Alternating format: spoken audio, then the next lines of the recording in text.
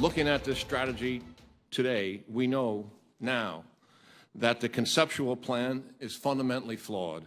The resources provided to support Iraq are far from adequate. The timing and urgency to provide arms, equipment, and training is insufficient. And as such, we are not only failing, we are in fact losing this war. Retired Army General John Keane painting a pretty bleak picture. The Obama administration says it's confident Iraqis can handle the situation without further American involvement, but concern is growing over whether the Iraqi government can really help bridge sectarian differences and stop extremists from persecuting Christians. Meanwhile, Islamic State extremists, they continue their push toward Baghdad after taking over Ramadi and Palmyra. Let's welcome national security analyst for the Clarion Project and adjunct professor of Homeland Security, Ryan Mauro, and a U.S. Army veteran who focuses on the Islamic world from the website MahdiWatch.org, Dr. Timothy Furnish. Welcome to you both. The president this week said, "I don't think we're losing to ISIS." Is he wrong, Ryan? Yes, he's definitely wrong, and I can't imagine that he actually believes what he's saying. I'm sure the Iraqi officials are dialing up the White House, which are widely reported to be freaking out, have informed him otherwise. And when you look at the numbers, we have a kill rate of about 1,200 ISIS fighters being killed by the campaign every single month. But if you look at the foreign fighter flow, you've got somewhere between 850 and 1,250 coming in every month. So at best, you're breaking even. Well, Dr. Furnish, what should be U.S. strategy? Is it time to put troops back on the ground in Iraq? Is that what it's going to take? Well, I think that's the only thing that's going to stop ISIS ultimately. Because the administration, besides not addressing the issue tactically, doesn't address the issue strategically or in terms of information warfare at all. I mean, calling ISIS un-Islamic does nothing to degrade their very own Islamic legitimacy. I've read through all of their Dabiq magazines. They adduce the Quran, the Hadiths, the examples of Muhammad, the tafsir, the analysis of the Quran and the Hadiths constantly. And they cannot be, young men will not be dissuaded from joining ISIS as long as someone doesn't step up and really address that. But this administration just refuses to admit that's an issue. Ryan, the U.S. continues to back Shia fighters against ISIS. That should protect Baghdad. But isn't that a problem in trying to convince more Sunnis to be engaged in this fight against the Islamic terrorists?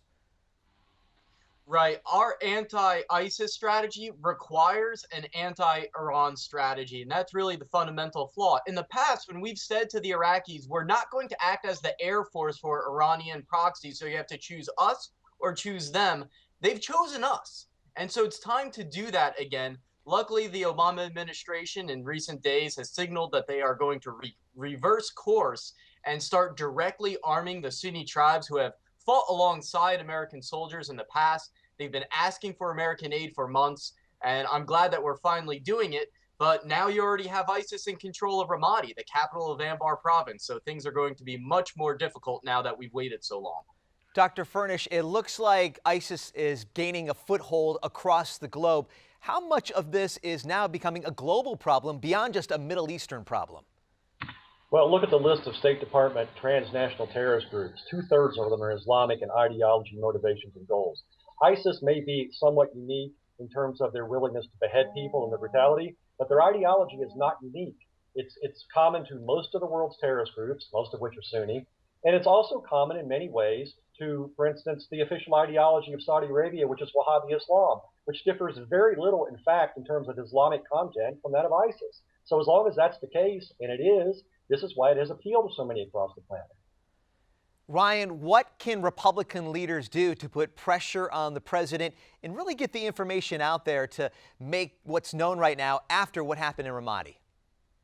I wouldn't limit it just to Republican politicians because I think that there's probably a private bipartisan consensus right now that the strategy is in serious error. The first thing that needs to be done is to start reflecting on the fact that there's a nickname in Iraq for these Shiite militias that the Iraqi government is relying upon and the U.S. is indirectly working with. And that nickname is Shiite ISIS. So you don't want to fight ISIS with Shiite ISIS. There are alternatives. The Kurds say that they're still not getting enough support. The Sunni tribes, like I said, finally we're going to start arming them, but it's really late in the game.